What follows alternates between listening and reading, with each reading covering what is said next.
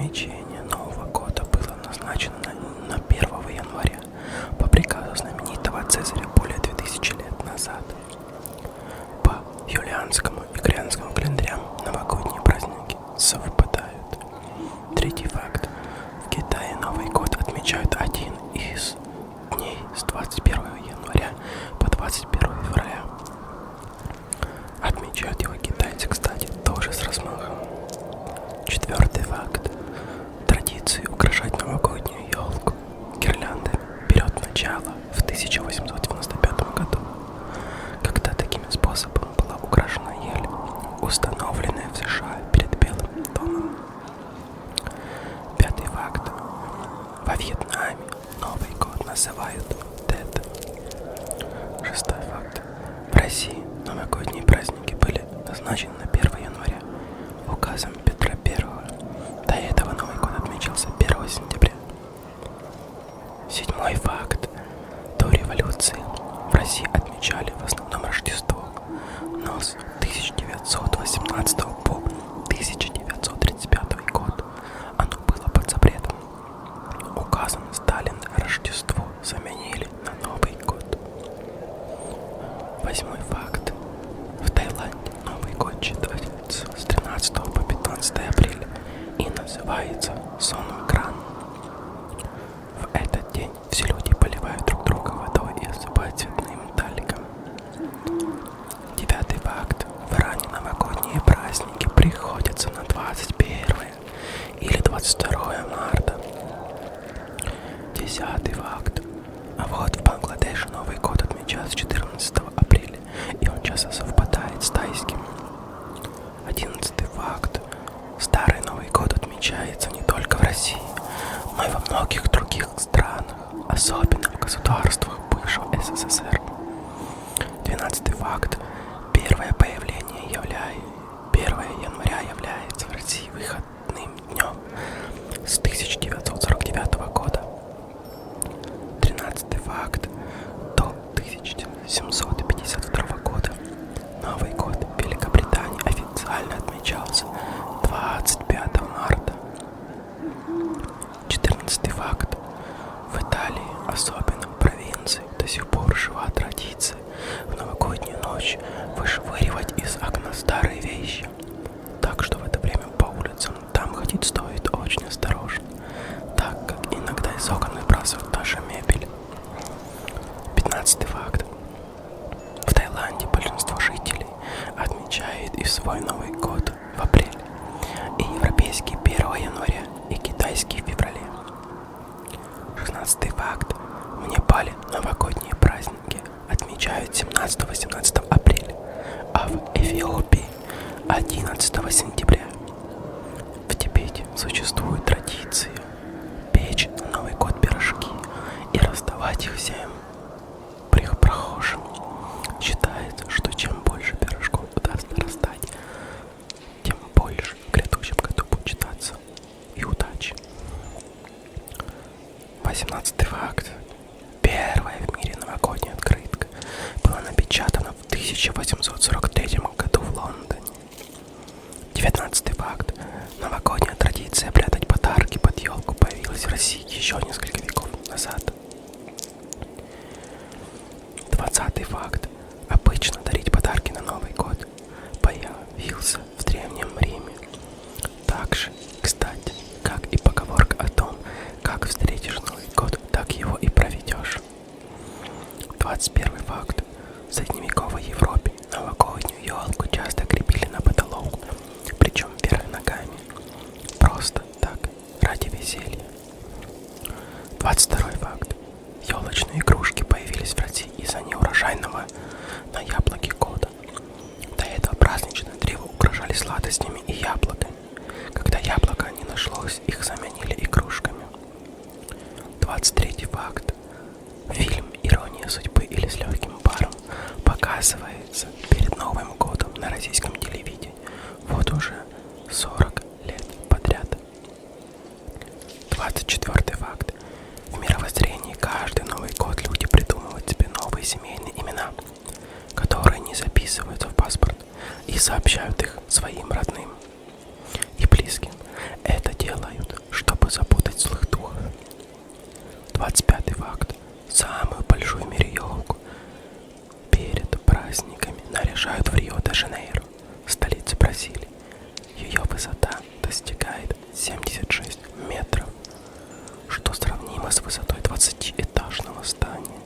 Правда, она там все-таки рождественская, а не новогодняя. А сейчас я вам расскажу про Дедушку Мороза. А теперь, как я вам говорил, Дед Мороз – главный персонаж Нового года. Из детства есть много интересных фактов о волшебнике зимних праздников, который дарит детишкам подарки. И первый факт о нем.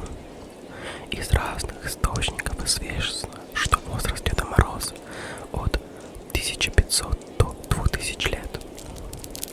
Второй факт. У Деда Мороза имеется не только Снегурочка-внучка, но и Зимушка-жена.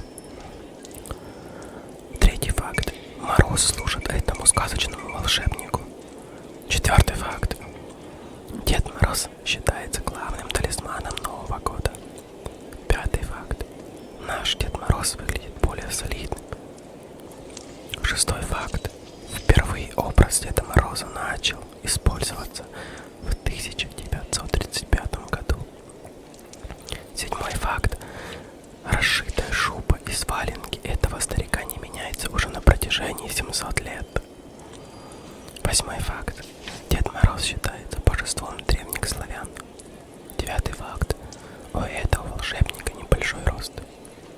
Десятый факт. В любое последнее воскресенье августа празднуется день Дедов Морозов. 11 факт. Дед Мороз не замораживает сердца людям, а согревает их любовью, и этим он силу свою только приумножает. 12 факт. На Кипре Деда Мороза называют Василием. В Италии Деда Мороза зовут Папа Наталля. 14 факт. Резиденция Деда Мороза находится в Лапландии и в Великом Устюге. 15 факт. Существует и Дед Мороз, женщина, но только в Италии. 16 факт. Официальный день рождения этого старика 18 ноября. 17 факт. В Украине есть своя резиденция Деда Мороза, куда свозятся письма от детишек. Находится она в городе Буча. 18 факт. Прообразом Деда Мороза можно считать Святого Николая. 19 факт. В Финляндии в роли Деда Мороза лесной человек с именем Йоулупуки. 20 факт. В Монголии этот волшебник подобен пастуху. 21 факт. В Швеции и Норвегии Дед Мороз напоминает домового или гнома. 22 факт. В Швеции есть два Деда Мороза. Карлик и сутулый дедушка. 23 факт. В Голландии Дед Мороз плавает на корабле. 24 факт. Дед Мороз во Франции именуется как Пёр Ноэль. 25 факт.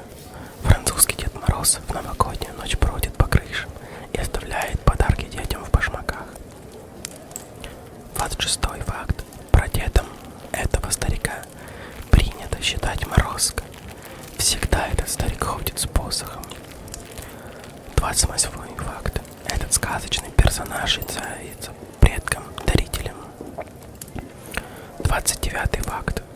Дед Мороз приходит к детишкам только в ночное время суток. 30 факт.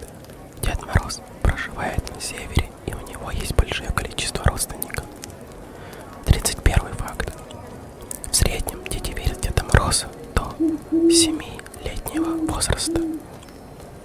32 факт. Дед Мороз ремень не надевает, а шубу он подвязывает при использовании специального пояса кушака. 33 факт. Дед Мороз является владыкой зимы и холода. 34 факт.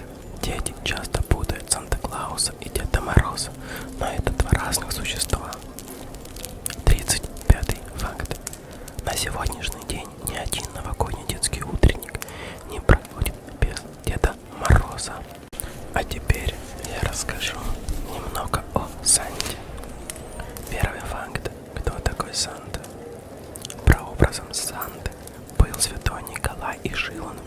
на Северном полюсе.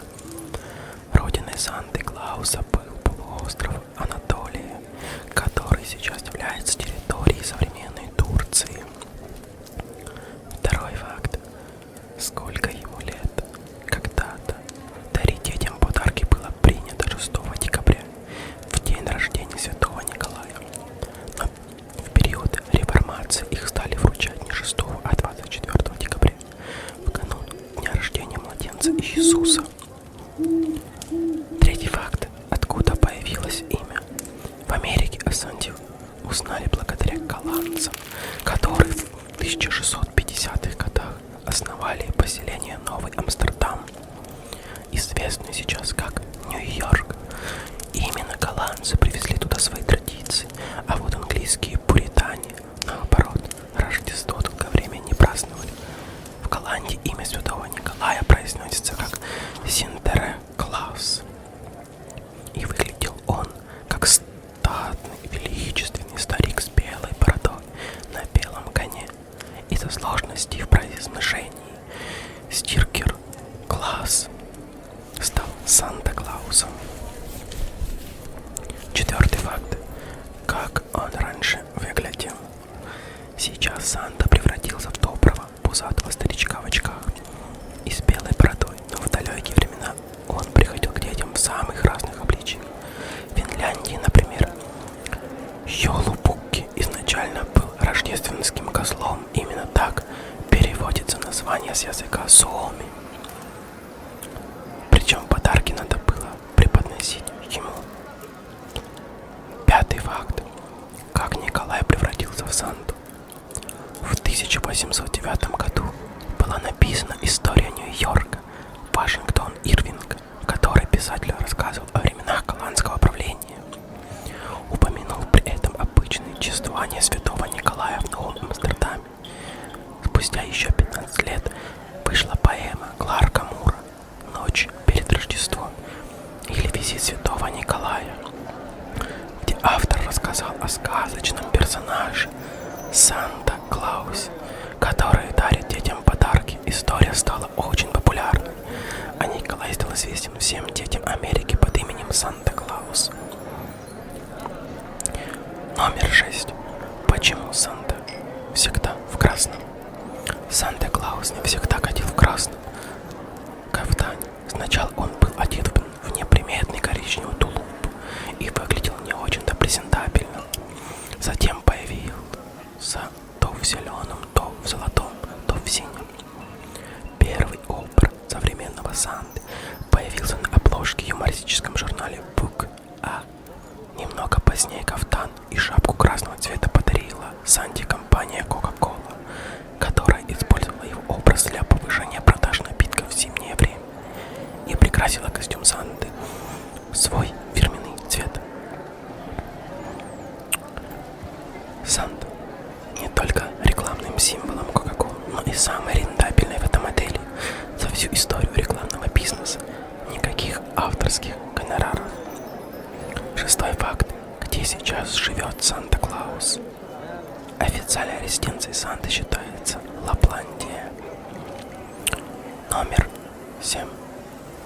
В конце позапрошлого века на улицах Нью-Йорка в костюмах Санта-Клауса бездомные собирали пожертвования для благотворительной организации «Армия спасения». Деньги использовали для бесплатных рождественских блюд. Восьмой факт. Почему Санта-Клаусы работают в Рождество в супермаркетах? В 1890 году бизнесмен Джеймс Эдгар первый оделся Санта-Клауса, чтобы привлечь в магазин побольше покупателей. Успех был небывалый. В его магазин потянулись толпы покупателей, и с тех пор Рождество Санта можно встретить почти в любом торговом центре. Это существо повышает прибыль. Девятый факт. Зачем на камин вешают носки? Версий, почему же вешают носки на камин. Санта складывает подарки в носки довольно много. Вот одна из них. Как-то раз 3 бедные женщины-бесприданницы постирали носки перед Рождеством, развесили их у камина и легли спать. А Санта-Клаус, спускаясь в дом по дымоходу, обронил в них несколько золотых монет. и счастлива. С тех пор в сочельник развешивают носки. Туда что-нибудь упадет в надежде. И 10-й факт. Когда Санта-Клаус женился. Санта-Клаус долгое время был холостяком, но в 1849 году в рассказе Джеймса Риса «Легенда Рождества» появилась миссис Клаус. С тех пор живет не один и хорошо. 11-й факт. Санта-Клауса можно найти в Google. Уже довольно давно за полетом Санта-Клауса следить можно в реальном времени. Санту можно найти на сайтах Флейградар 24 и картах Google. Если присмотреться к двигающимся на картинке самолетикам, можно увидеть упряжку с оленем и Сантой. Говорят, что со скоростью его передвижения составляет около 1800 км в час. Традиция следить за Сантой появилась еще в 1955 году, когда одна из американских газет случайно перепутала цифру в телефоне, указав вместо телефона Санты-Клауса номер NORAD, командование воздушно-космической обороны Северной Америки. Звонить начали сотни людей. Командующему ничего не оставалось делать, как отвечать на звонки, имитируя настоящего Санту. Всем спасибо за подписки, лайки и ставьте свои комментарии. Пишите, что можно улучшить или уменьшить. Всем приятного настроения, хороших снов и сладких-сладких сновидений. Всем пока-пока.